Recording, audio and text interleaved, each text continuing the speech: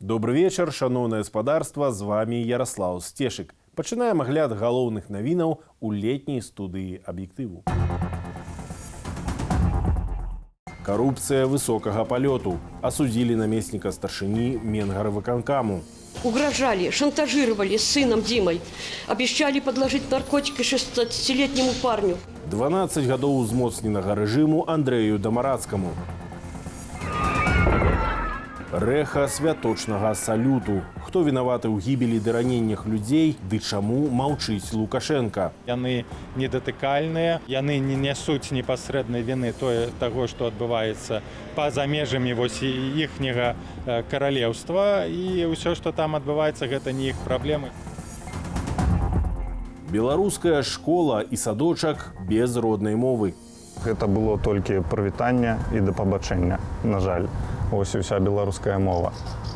Я лічу, што гэтага вельмі мала. Бой за мову з бюрократычнымі перашкодамі. Злоўжыванні ўладай вышэйшага ўзроўню. Завяршыліся 2 крымінальныя суды аб карупцыі высокапастаўленых чыноўнікаў. 12 гадоў зняволення. Вырак для былога памочніка Лукашэнкі па Гарадзенскай вобласці Сергея Руненкі. Столькі ж атрымаў былы намеснік старшыні Менскага гарвыканкаму Андрэй Дамарацкі. Тэму працягне Галіна Абакунчык. Коррупцыя, нібы радыяцыя, нячутная, нябачная, працягвае жыць у асяродку высокапастаўленых чыноўнікаў. За 2 дні двое атрымалі па 12 гадоў зняволення. Чвэрцьстагоддзя змагання з карупцыяй не дае выніку. Злоўжыванне службовым становішчам і атрыманне хабару. Крымінальныя злачынствы, за якія былы намеснік Менгарвыканкаму Андрэй Дамарацкі атрымаў 12 гадоў зняволення з канфіскацыяй маёмасці. Страты бюджэту афіцыйна дасягнулі 3 мільёнаў рублёў. Сваякі былога чыноўніка віны не прызнаюць. У нас, как только заметят какую-то оплошность, тут же хватает, чтобы человек ничего не исправил. И исправить уже невозможно. Так он просил: найду я вам 3 миллиона этих. Его, конечно, не отпустили. У Менгарвыканкаме Андрэй Дамарацкі таксама адказваў за гандаль і сістэму грамадскага харчавання. У прадпрымальніцкай арганізацыі «Перспектыва» згадваюць, што атмасфера падчас кіравання Дамарацкага не вылучалася паляпшэннем бізнес-клімату ці гандлю. Нас с Черенска так выгнали в его бытность. Никто не заступился, хотя до сих пор это место пустует. Это показатель работы Ладуцька этого и Дамарацкого. Аднак публічна бараніў Дамарацка старшыня прэзідыуму Рэспубліканскай канфедэрацыі прадпрымальніцтва, старшыня Менскага сталічнага саюзу прадпрымальнікаў і працадаўцаў Уладзімір Карагін ды вядомы блогер Антон Матолька. Апошні сёння прапанаваў $1000 за інфармацыю, каму перайшоў дарогу Дамарацкі. Маці Дамарацка заявіла пра ціск у часе следства. Давление в СИЗО было страшным. Требовали признания, угрожали, шантажировали. Таксама за хабар у буйным памеры да 12 гадоў зняволення асудзілі былога памочніка прэзідэнта ў Гарадзенскай вобласці Сергея Раўнейку і да 2 гадоў былога кіраўніка Беларускай федэрацыі боксу Дмітрыя Ціхамолава. Як сталася, што хабар бяруць чыноўнікі з эшалонаў найвышэйшай улады, калі ад пачатку прэзідэнцтва ў Беларусі ідзе змаганне з карупцыяй? Чаму не перамаглі? Таму што, наверное, яе, можа, і зусім і нельга перамогчы. Вот я так думаю. Всех менять к чертовой бабушке. Это одна другую руку греет, и все. Вы знаете, мы сами виноваты. Мы все на президента и на президента. Меньше бы давали, меньше бы брали. Это невозможно с ней сразиться. Так же, как проституция, да? Исходит испокон веков, та же и коррупция. Папярэднік Андрэя Дамарацка на пасадзе кіраўніка спажывецкага рынку Менгарвыканкаму Сергей Барысевіч на пачатку года атрымаў за хабар 14 гадоў турмы. Шырокі рэзананс у грамадстве мела нядаўняя гэтак званая справа медыкаў, калі на лаў падсудных за хабар селі высокапастаўленыя асобы Міністэрства аховы здароўя і кіраўнікі буйнейшых шпіталяў. Толькі сёлета за хабар арыштавалі высокапастаўленых чыноўнікаў у Салігорску, Гомлі ды іншых гарадах. Карупцыя ў Беларусі стала часткай сістэмы дзяржаўнага кіравання, кажа адмысловец. Любая вот такая бюрократия сама себя побороть не может. Ее может только побороть гражданское общество извне. То есть, народ. То есть сегодня то, что делается по борьбе с коррупцией, это просто не является нормальным таким явлением, как в других странах, когда действительно борются. На распараджэнне Александра Лукашэнкі кожны карупцыянер можа быць вызвалены ад пакарання. Некаторых былых высокапастаўленых карупцыянераў накіроўваюць дзеля выпраўлення падымаць заняпалыя калгасы. Галіна Абакончык, Белсат.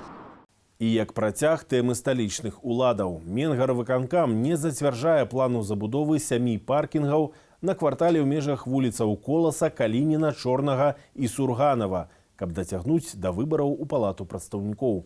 Пра гэта журналістам распавёў старшыня руху за свабоду Юрась Губарэвіч, які ўдзельнічаў у змаганні жыхароў кварталу супраць ушчыльнення і пабудовы паркінгаў замест двароў.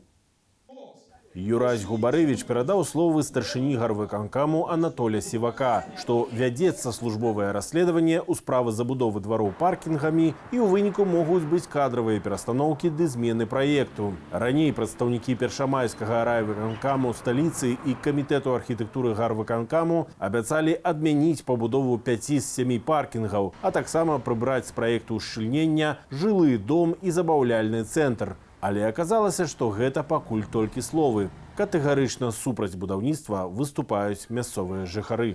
У Менскім ваенным шпіталі застаюцца двое пацярпелых ад выбуху падчас салюту незалежнасці. А сям'я жанчыны, забітая скепкам на беразе Свіслачы, рыхтуецца да пахавання. Кіраўнік дзяржавы, для якога найперш арганізавалі гэтае свята, пакуль ніяк не выказаў спачування. Следчыя кажуць пра неякасныя боепрыпасы з Расіі, а на Купале рыхтуюць наступны феерверк. Юлія Цельпук. Салют – гэта шоу, але па сутнасці зброя, показала трагедыя ў Дзень незалежнасці. Заўтра ў сталіцы пахаваюць загінулую ў выніку выбуху феерверка ў жанчыну Наталлю Мікалаеўну. Ейны муж казаў выданню «Камсамольская праўда». У мяне было нейкае дрэннае прачуванне, але я тады не звязаў яго з жонкаю. Пра тое, што адбылося, мне паведамілі толькі на наступны дзень. Паведамілі гэта адпаведныя службы, але ад кіраўніка дзяржавы ніякіх афіцыйных выступленняў. Спачуваў ён сёння адно сем'ям загінулых у паводцы ў Расіі. У дэмакратычнай краіне гэта быў бы скандал, і гэта магло б прывесці да таго, што такая асоба ўжо б ніколі б не была б абраная прэзідэнтам. Здымкі выбухаў феерверкаў разляцеліся па сацыяльных сетках. Меркаванні застаюцца ў каментарах і на вуснах Менчукоў. Нужно было сразу же, как на телевидении, по всем официальным государственным каналам, перенести соболезнования близким, родственникам и всем гражданам. Пришли люди праздновать, и в итоге закончилось такой трагедией. Как-то, это точно не должно замалчиваться. Второй раз у нас получается ЧП. И проверки, и не проверки. Это просто какая-то безответственность, а то, что президент не выступил, просто удивительно. Пасля выбуху на Дзень незалежнасці ў 2008 годзе ці трагедыі ў менскім метро 3 гадамі пазней кіраўнік Беларусі Маланкава прыходзіў на месцы здарэння. У апошні час тактыку змяніў, звяртае ўвагу палітолог. Ён цягне час, глядзіць на рэакцыю і толькі потым каментуе. Так было і пасля гэтага сумна знакамітага крыжалому ў Курапатах, калі ён вельмі доўга маўчаў і толькі потым неяк выказаўся.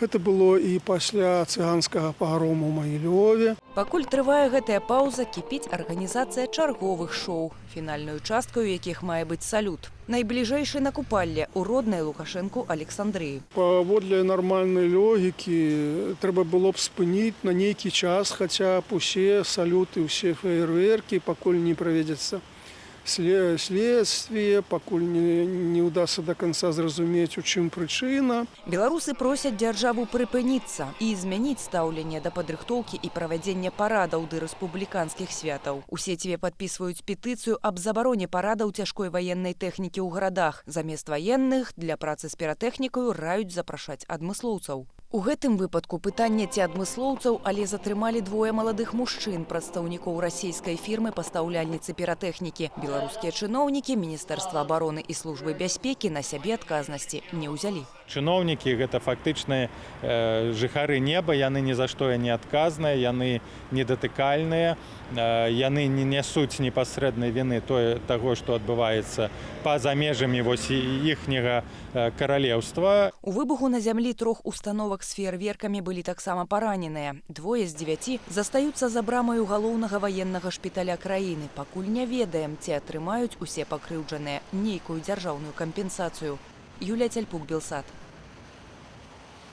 Следчы камітэт скончыў расследаванне крымінальнай справы аб падвойным забойстве ў школе ў Стаўбцах. Затрыманаму школьніку выставілі абвінавачанне. Бацька аднаго з забітых у размовах з журналістамі характарызуе абвінавачанага як праблемнага вучня, які мог мець клопаты з алкаголем.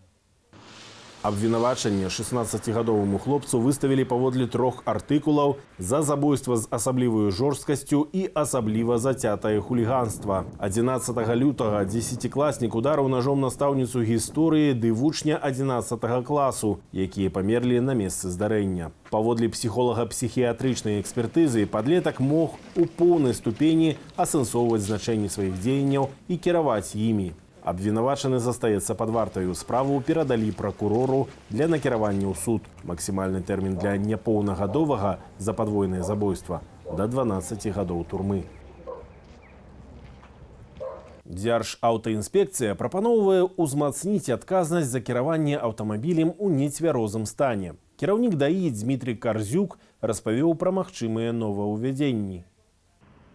ДАІ прапаноўвае штрафаваць нецвярозых кіроўцаў у залежнасці ад ступені ап'янення. Мяжою будзе лічыцца 0,8 прамілі алкаголю ў крыві. Пры меншай колькасці штраф складзе 100 базавых велічыняў і правоў пазбавіць на 3 гады. Пры большай 200 базавых і пазбаўленне правоў на 5 гадоў. Кіраўнік ДАІ адзначыў, што прапанаваныя змены ўжо ўзгодненыя з усімі датычнымі ведомствамі і могуць быць унесеныя ў кодэкс аб адміністратыўных правапарушэннях пры яго перапрацоўцы. Паводле звестак ДАІ, летась цягам года былі затрыманыя каля 20 тысячаў нецвярозых кіроўцаў. Пра ўзмацненне адказнасці за п'яную езду неаднаразова выказваўся Александр Лукашенко. Нядаўна прызначаны міністр унутраных справаў Юрый Караяў сустрэўся з Ларысай Жыгар, кіраўніцай руху «Маці 328», які дамагаецца змякчэння антынаркатычных артыкулаў крымінальнага кодексу і адэкватных турэмных тэрмінаў для тых, хто не займаўся буйным наркагандлем, а сам цярпіць ад залежнасці або быў затрыманы з малой дозай наркотыкаў. Жанчыны, маці жорстка асуджаных, праводзілі галадоўкі, каб быць нарэшце выслуханымі чыноўнікамі.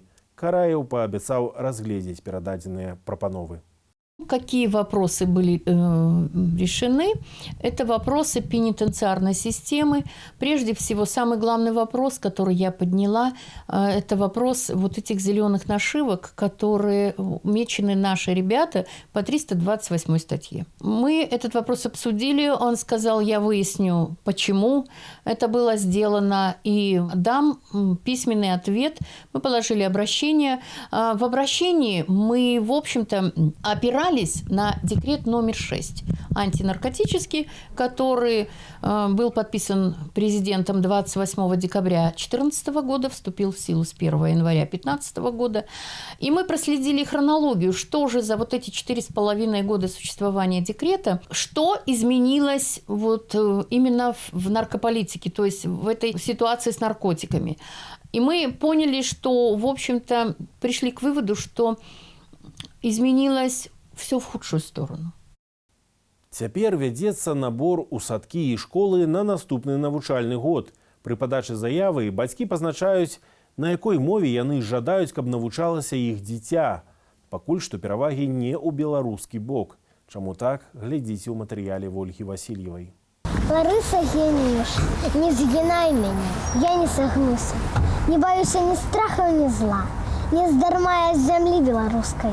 Непахіснай сосною зросла. Першакласніца Ядзвіга выхоўваецца ў сям'і з любоўю і пашанай да роднай мовы. Бацькі хацелі аддаць яе ў школу з беларускай мовы навучання, але не атрымалася. У Магілёве толькі адна школа на раён з беларускай мовай, і таму мы вырашылі, што дзеці пойдуць у школу, якая бліжэй да нас, куды ходзяць усе сябры. Важны крытэр для бацькоў Ядзвігі і ўзровень адукацыі ў навучальнай установе. Беларускамоўныя чацвяргі ў садочку іх не моцна задаволілі. Гэта было толькі прывітанне і да пабачэння, на жаль. Ось уся беларуская мова. Я лічу, што гэтага вельмі мала. Магілёў складаецца з 2 адміністрацыйных раёнаў, у кожным з якіх вядзецца набор толькі ў одну школу з беларускамоўным навучаннем. Пры гэтым класы недаўкамплектаваныя. 6 – гэта максімальная колькасць вучняў. Там, дзе адміністрацыя навучальных устаноў і района зацікаўленая ў стварэнні беларускамоўнага класа і беларускамоўнай групы ў садку, то гэтыя групы і класы ствараюцца. Напрыклад, в Кастрычніцкім раёне в мінулым годзе набралі і беларускамоўную групу ў садку, і клас першы набралі. А ў Ленінскім районе не набралі. Пасля правядзення круглага стола з ініцыятывы ТБМ кіраўніцтва гораду вызначыла садок і ў Ленінскім раёне, дзе сёлета ажыццяўляецца набор у беларускамоўную групу. Мы прапануем пры наяўнасці запыта нашых законных прадстаўнікоў нашых дзяцей, бацькоў, адукацыю і выхаванне на беларускай мове арганізаваць нашай установе. Беларускамоўны выхавацель у дзіцячым садочку нумар 10 у Магілёве ёсць, а вось самі бацькі з заявамі не спешаются.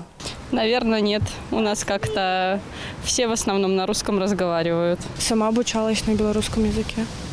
У меня ребенок обучается на белорусском языке. Поэтому это нужно. Деткам маленьким не знаю, каково будет. На русском языке не все умеют разговаривать, а на белорусском трудно им учиться будет.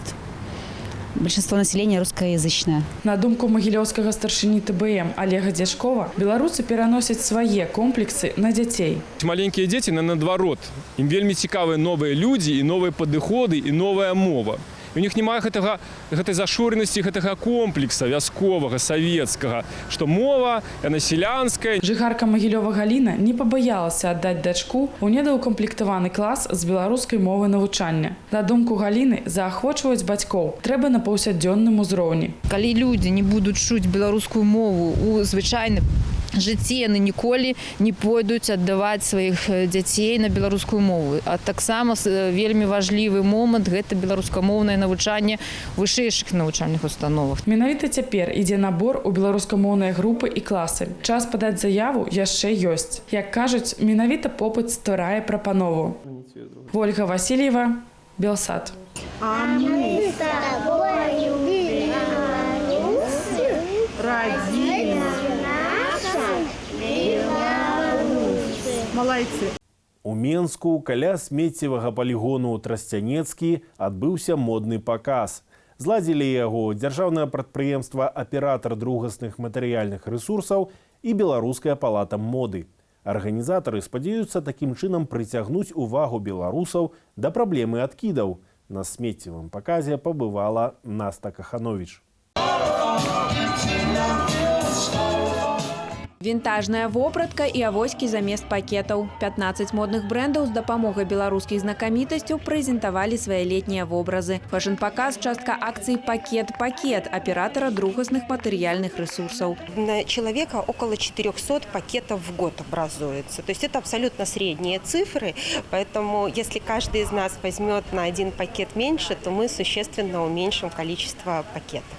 Модный показ адбыўся на тэрыторыі заводу для перапрацоўвання смецця. Штогод тут адбіраюцца прыблізна 30 тоннаў другаснай сыравіны, але гэта складае толькі траціну ад усяго смецця, якое трапляе на завод. Рэшту вязуць на суседні полигон Тростянецкі. Когда ты приезжаешь непосредственно на мусоперерабатывающий завод и видишь, какой ужас, какой трэш здесь в реальности, это то, что оставляет после себя поколение потребителей. То есть мы с вами реально после этого, после того, что ты увидел, ты придешь в магазин и лишний раз подумаешь, а стоит ли мне брать этот бесплатный пакетик.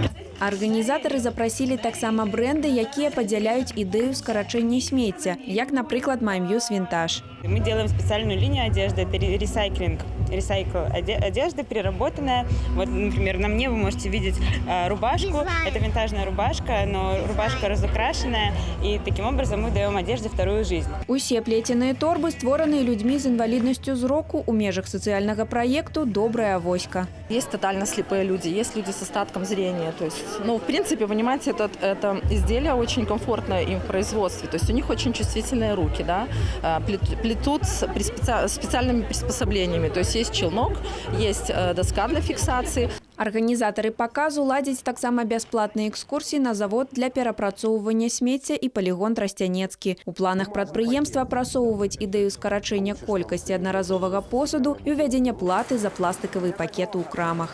Большие пакеты с ручками, которые, в которые мы складываем, как правило, свои покупки, то они у нас перерабатываются, но в ограниченном количестве. Если мы будем говорить про маленькие фасовочные пакеты, то они в настоящее время не перерабатываются.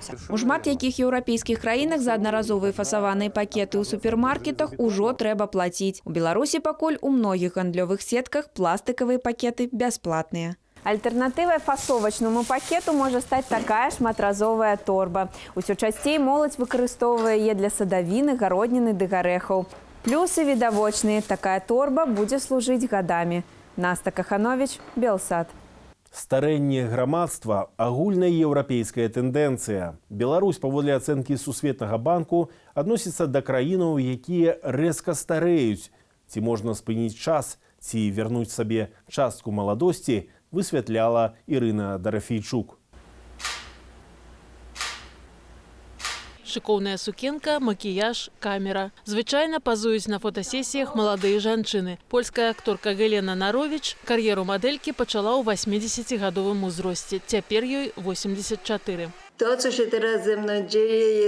што са мной цяпер адбываецца, гэта для мяне другое жыццё, якое я атрымала пасля 80. Жыццё, якое мне вельмі пасуе. Апроч таго, я вельмі задаволеная, што паказваю прыклад сталым людзям, каб не гублялі надзеі, каб верылі ў сябе і хацелі рэалізоўваць свае жаданні і мары.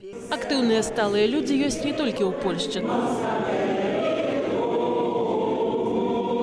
Напрыклад, у горадні ўжо амаль 10годдзе дзее універсітэт залатога веку. Гэта паўсотні курсаў і клубаў ад вывучэння замежных моваў да дызайну інтэр'ераў ці фінансавай адукацыі. Там жа, дзе падобных установаў няма, сталыя людзі знаходзяць заняткі самастойна. Я занимаюсь теннисом, настольным теннисом. Студия вокала, затем хор народной песни при Центре культуры, капелла и бальные танцы.